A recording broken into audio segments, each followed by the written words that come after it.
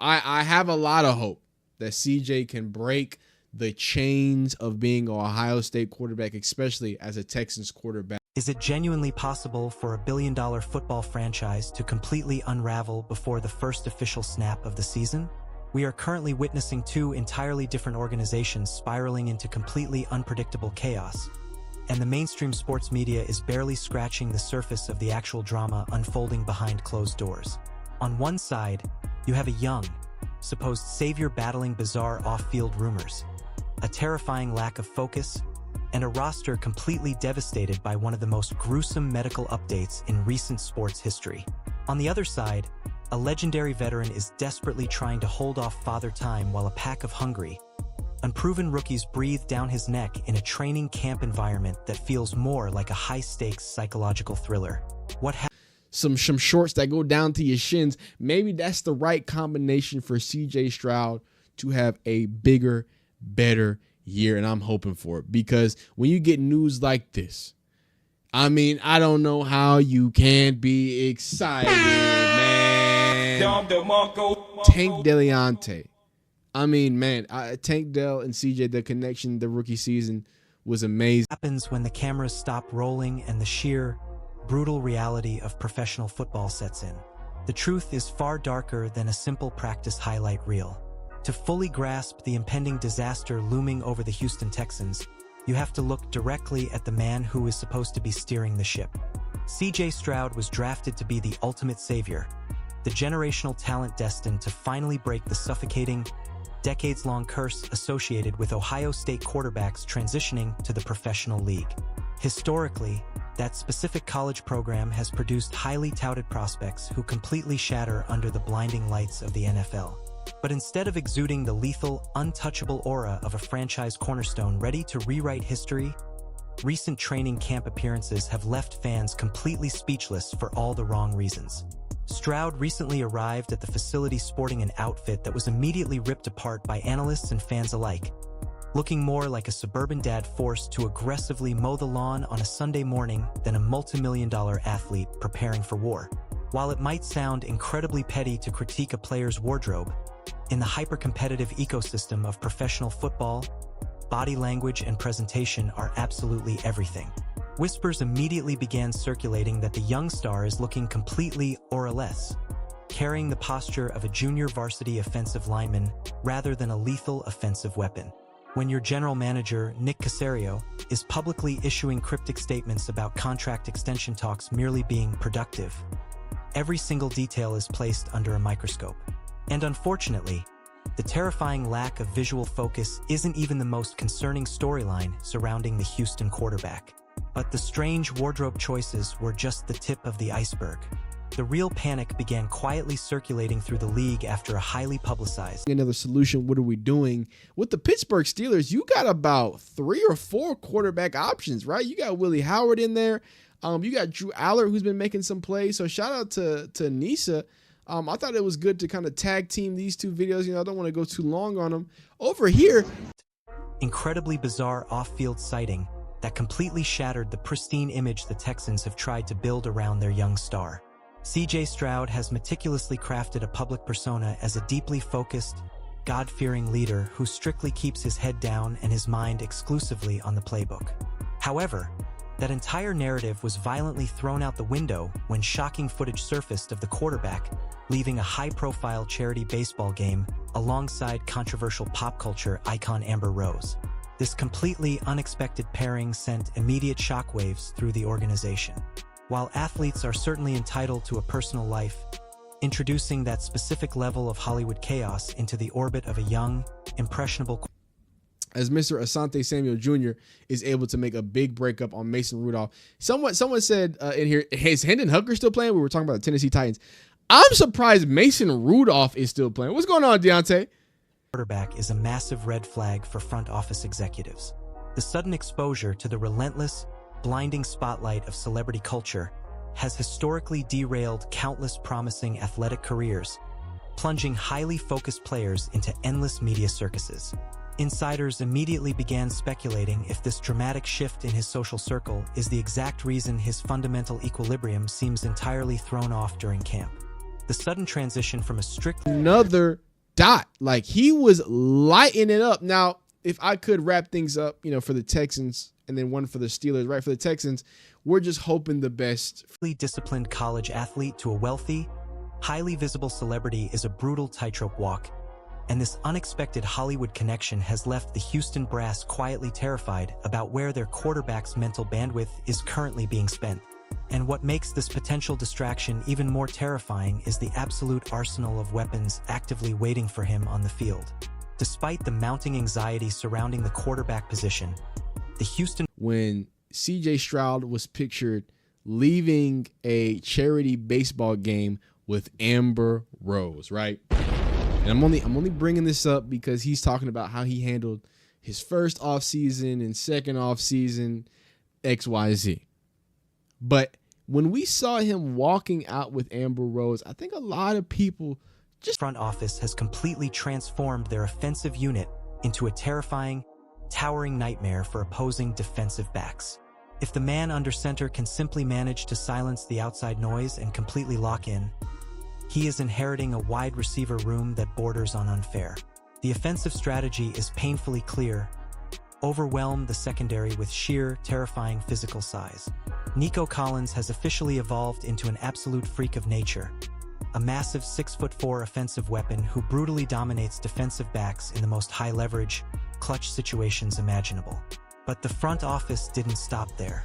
They aggressively went out and added Jaden Higgins, bringing yet another towering, 6'4" monster to the perimeter to completely stretch the field and exhaust the defense. Add in the lethal slot capabilities of Mr. Noel, who possesses the uncanny... But here's the good update. Tank Dell, who tore his ACL, LCL, and MCL, and dislocated his knee, and sustained meniscus. Golly. Oh my God. During the 24... ability to get utterly busy underneath the coverage and break ankles in tight spaces, and the Texans have theoretically built an unstoppable passing attack. This completely revamped receiving core was specifically engineered to give their quarterback the ultimate safety net, allowing him to simply throw the ball up and let his giant playmakers completely dominate the contested catches. But all of this incredible roster construction comes with a massive, heartbreaking asterisk that threatens to derail the entire season. The darkest shadow hanging over the Houston Texans facility is the gruesome, almost unbelievable medical file of a player who was supposed to be the foundational centerpiece of this offense. The rookie connection between the quarterback... I hadn't seen anything from Drew Allard that would tell me that he should be an elite prospect. However, he's throwing some ropes now. If you are a what do you call it, a Steelers fan, you're going to have to be excited that the fact that it's going to be apparently...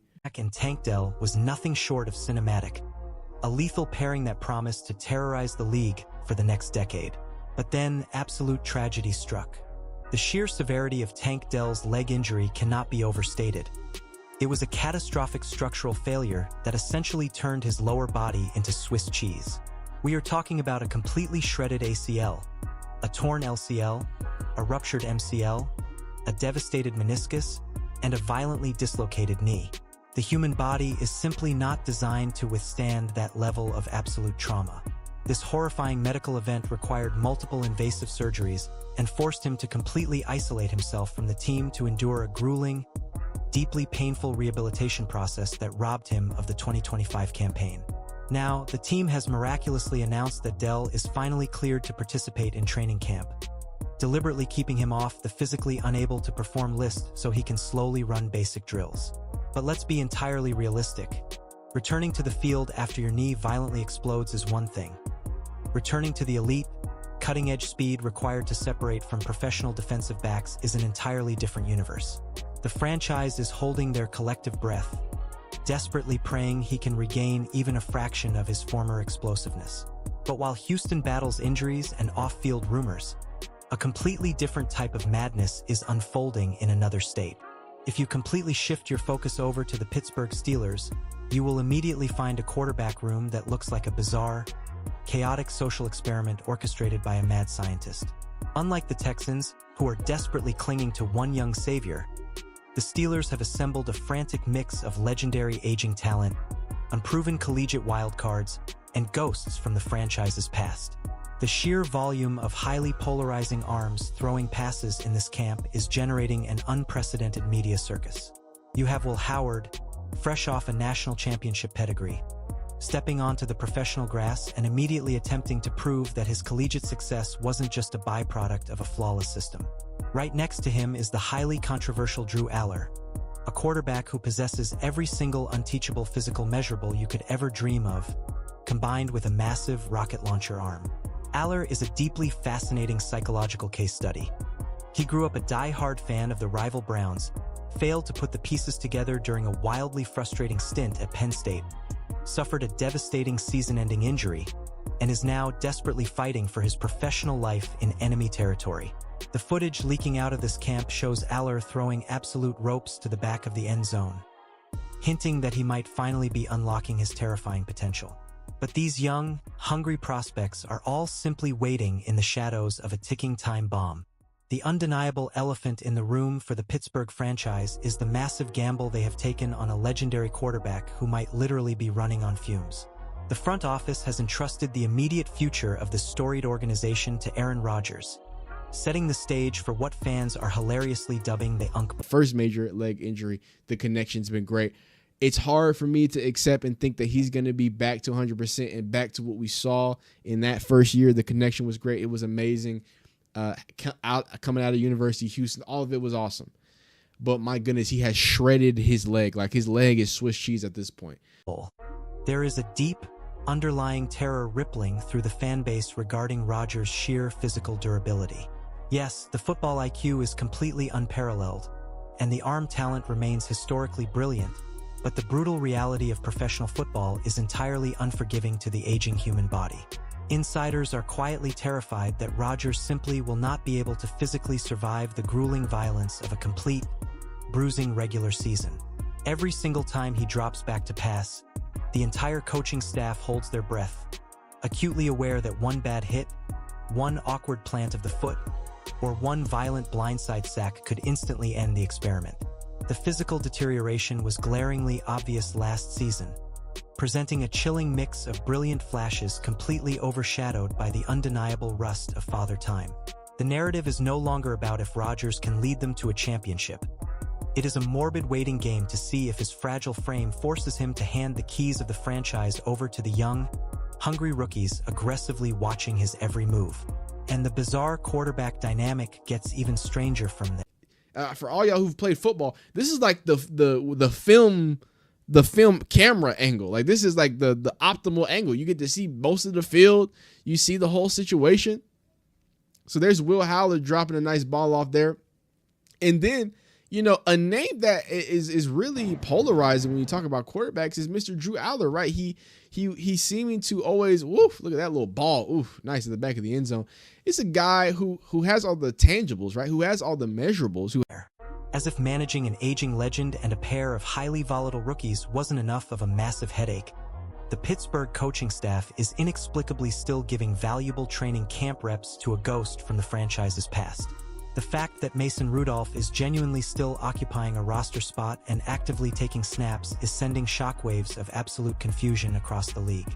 How does an Oklahoma State legend with a highly controversial and heavily documented history of on-field limitations continue to survive the brutal roster cuts of professional football? Still extremely excited to see what Aaron Rodgers can do, and I'm excited too. But I'm not sure if I'm the only person who's thinking about this, but I am of the opinion that I don't think Aaron Rodgers is going to be able to finish this season, dog. I just think he's too old. I think at some point he's going to have to think and look at his body and say, hey, let's go ahead and hand the keys off to a younger Will Howard, a younger Drew Aller. It is a baffling organizational decision that makes absolutely zero sense on paper. Every single rep given to Rudolph is a rep completely stolen from the critical development of Will Howard or Drew Aller. The training camp footage shows an eerie environment where a wildly inconsistent veteran is awkwardly sharing the huddle with the supposed future of the franchise. It creates a deeply toxic, heavily fractured environment where nobody truly knows where they stand in the offensive hierarchy. When the inevitable high leverage situation, Jaden Higgins really looking to have a great year too. That big body. I mean, you got basically 2 6'4" guys on the outside making magic happen. And then we talk about Mr. Noel, who can get busy too. Moment arrives and Rodgers' body forces him to the sideline. the coaching staff is going to face an incredibly brutal decision. Do they hand the reins to the high-upside rookies who are currently throwing ropes in practice? Or do they inexplicably revert to the frustrating familiarity of a player who has already proven he cannot elevate an offense to a championship level? But while the offense is completely trapped in a state of chaotic uncertainty, the defense is quietly planning an absolute massacre. The ultimate irony of all this intense quarterback drama is that the true fate of both the Texans and the Steelers might ultimately be completely dictated by the absolute monsters lining up on the opposite side of the ball. While the media relentlessly dissects the passing attacks, the defensive units in both camps are actively destroying offensive game plans on a daily basis. In Pittsburgh, Asante Samuel Jr. is putting on an absolute defensive masterclass, relentlessly breaking up passes, completely suffocating receivers, and even making life a living nightmare for Aaron Rodgers himself.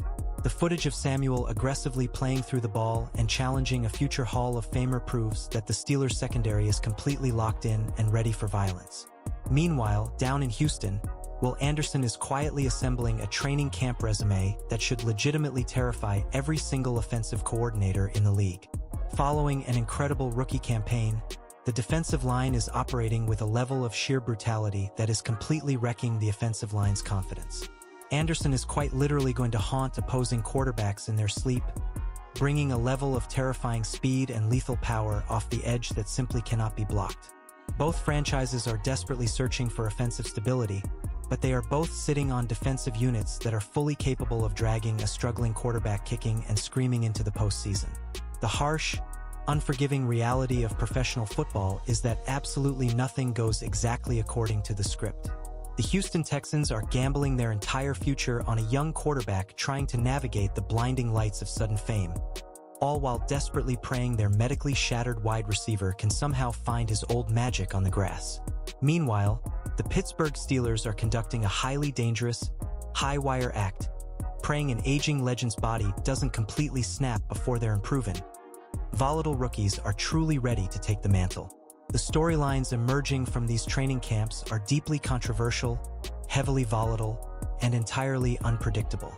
One bad read, one awkward step, or one highly publicized off-field decision could instantly send either of these billion-dollar empires crashing directly into the ground. As the grueling reality of the regular season rapidly approaches, you have to ask yourself a very serious question. Which of these fragile situations is going to miraculously survive the chaos, and which one is destined to completely self-destruct in front of the entire world?